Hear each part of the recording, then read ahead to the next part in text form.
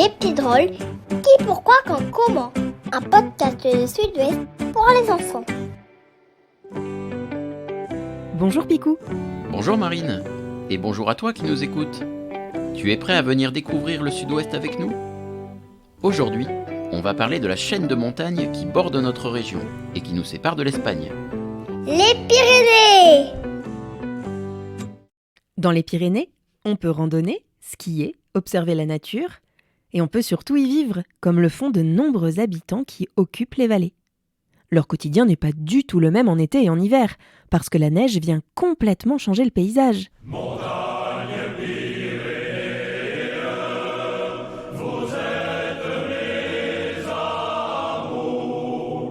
Même si les Pyrénées, comme les Alpes, sont considérées comme des montagnes jeunes, leur naissance remonte à très, très longtemps. Ah bon ? Ça naît une montagne ? Les Pyrénées n'ont pas toujours été là ? Eh non, la Terre a beaucoup évolué depuis sa création. Si on remonte 500 millions d'années en arrière, à la place des Pyrénées, il y avait la mer. Et sous la mer, il y avait des volcans qui petit à petit ont chassé l'eau. Puis, il y a 40 millions d'années, alors que les dinosaures avaient déjà disparu, d'énormes tremblements de terre se sont mis à secouer la région. C'est vrai ? Mais d'où y venaient ces tremblements de terre ? C'est à cause de ce qu'on appelle la tectonique des plaques. Sous la terre, de gigantesques plaques de roches se déplacent en permanence. Parfois, il arrive qu'elles se rencontrent et se percutent avec fracas. Le choc est tellement fort que ça soulève le sol et paf, ça crée des montagnes. C'est comme ça que sont nées les Pyrénées. Mais la forme des montagnes qu'on connaît aujourd'hui, elle n'est pas due qu'à la tectonique. Le relief pyrénéen, c'est-à-dire les pics et les vallées, comme la vallée d'Aspe ou la vallée d'Ossau, ont été créés par les glaciers. Les glaciers, c'est les grandes surfaces de glace qui descendent lentement de la montagne et qui creusent la roche au fil des siècles. Ces glaciers, aujourd'hui, ils ont pour la plupart disparu, mais leur empreinte, elle est restée. Et c'est dans ces vallées que les montagnards ont construit leur village. Les montagnes des Pyrénées, elles sont aussi élevées que les montagnes des Alpes ? Non, elles sont quand même plus basses. Le plus haut sommet des Pyrénées s'appelle le pic d'Aneto. Il est situé dans la partie espagnole des Pyrénées et il culmine à 3404 mètres. Alors c'est très haut, mais c'est quand même beaucoup moins haut que le plus haut sommet des Alpes, le Mont Blanc, qui lui mesure 4808 mètres. Oh là là, c'est super haut. Du coup, il y fait froid, surtout en hiver. Et ça, c'est parfait pour la neige. Lorsque la température est en dessous de 0 degré, au lieu de tomber sous forme de pluie, les gouttes qui sont présentes dans les nuages se transforment en petits cristaux de glace qui vont se coller entre eux et devenir des flocons. Et comme il fait froid au sol, lorsque les flocons tombent, ils ne fondent pas, mais s'accrochent, jusqu'à devenir un manteau neigeux. Et au fait, Picou, tu sais pourquoi certaines personnes ont appelé la neige l'or blanc ? Parce que la neige, ça vaut cher ? Disons surtout qu'elle peut rapporter beaucoup d'argent grâce au tourisme. Dans les Pyrénées, de nombreuses stations de sport d'hiver ont été créées au XXe siècle, parce que de plus en plus de gens ont commencé à faire du ski. Les plus connus sont Barèges-la-Mongie, Cauterets ou encore Font-Romeu, sans oublier Gourette, Artoust et la Pierre-Saint-Martin, dans le département des Pyrénées-Atlantiques. Partout, il a fallu construire des remontées mécaniques, installer des canons à neige, bâtir des logements, des commerces, sans oublier l'entretien des routes, avec les engins de déneigement et tous les dispositifs contre les avalanches. Parce que l'hiver en montagne, surtout lors des vacances scolaires, c'est souvent la grande foule. Et l'été aussi. Les Pyrénées sont un super terrain d'activité. Randonner sur les sentiers, monter des cols à vélo ou encore descendre des rivières en rafting et en canyoning. Il y a aussi les petits trains pour découvrir les paysages, à Artoust ou à La Rune. Mais attention, la montagne est un espace sauvage et fragile que tu dois veiller à bien respecter. De nombreux animaux sauvages vivent dans les Pyrénées. L'un des plus célèbres, c'est l'isard, qui est le nom qu'on donne aux chamois pyrénéens. On trouve aussi des bouquetins, des marmottes, des écureuils, des hermines et des rapaces comme l'aigle royal ou le gypaète barbu, et plusieurs espèces de vautours. Évidemment, le roi des animaux des Pyrénées, c'est l'ours brun. Si tu veux en savoir un peu plus sur lui, tu peux écouter l'épisode des petits drôles qu'on lui a consacré. Mais la plupart des animaux que tu verras dans les Pyrénées, si tu te promènes, ce sont des animaux d'élevage. Des vaches, des chevaux, des chèvres et surtout des brebis. Ah oui, et avec leur lait, on fait du super fromage. Eh oui, miam miam, la tome des Pyrénées. Et pour s'occuper des troupeaux de brebis et faire ces délicieux fromages, il y a des bergers. Comme tu vas le découvrir, leur vie est passionnante.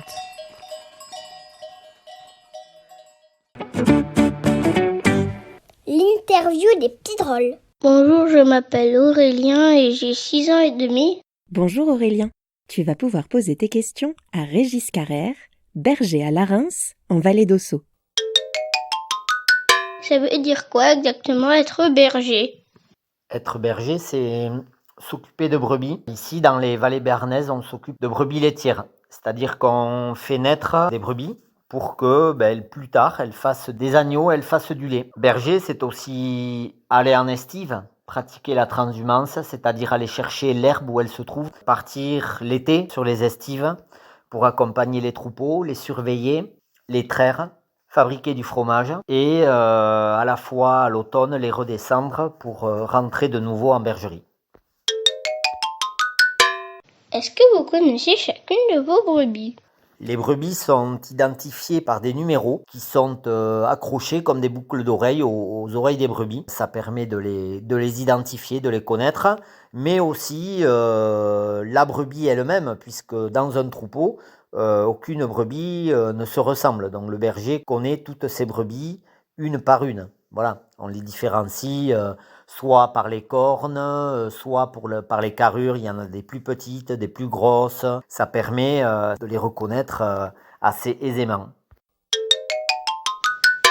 Dans les pâturages où vous ne sortez pas seul parfois?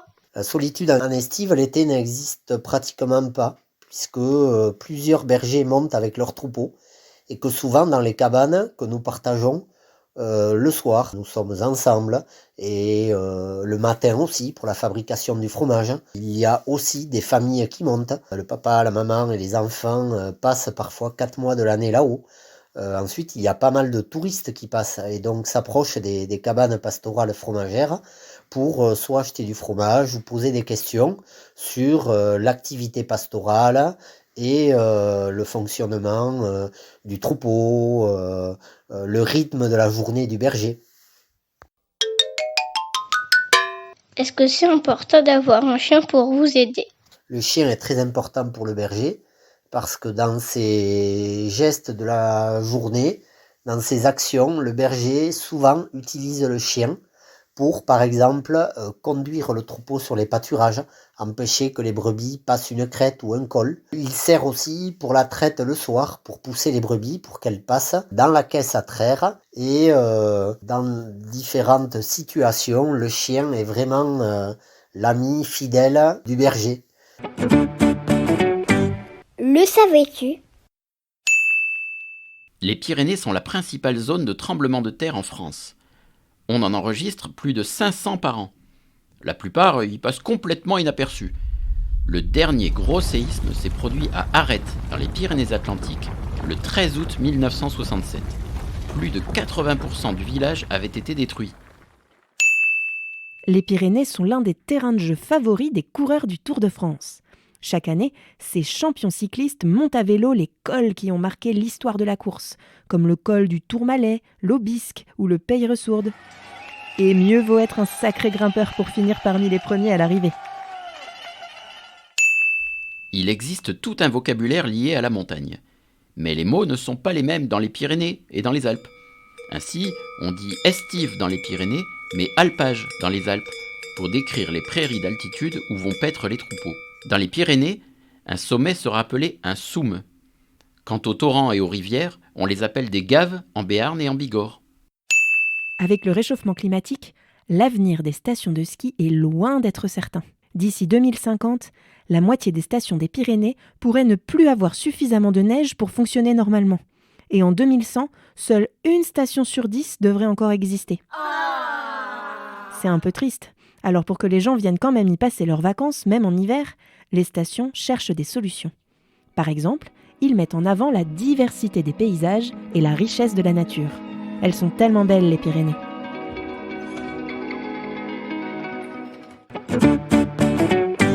As-tu bien tout retenu? Comment s'appelle le phénomène qui a permis la naissance des Pyrénées ? La tectonique des plaques, la tactique des plaques ou la panique des plaques? C'est la tectonique des plaques. La plaque ibérique, c'est-à-dire là où se trouvent l'Espagne et le Portugal, est entrée en collision avec la plaque européenne et asiatique, ce qui a provoqué le soulèvement des roches. Et comme les plaques continuent de bouger, même aujourd'hui, il y a beaucoup de tremblements de terre dans les Pyrénées. Comment appelle-t-on un chamois dans les Pyrénées? Un bélier, un isard ou un mouflon? C'est un isard, bien sûr. Ce cousin pyrénéen du chamois est plus petit. En hiver, il est blanc et noir, tandis qu'en été, il prend une coloration toute rousse. Qu'est-ce que la montée aux estives? Le déplacement des troupeaux de brebis pour passer l'été? Une petite promenade en montagne? Ou un télésiège pour monter en haut des pistes de ski? La montée aux estives, c'est le déplacement des troupeaux qu'on appelle aussi la transhumance. Elle a lieu chaque année à la fin du printemps. Les bêtes, notamment les brebis, sont amenées par les bergers vers les pâturages de haute montagne qui ne sont plus couverts par la neige.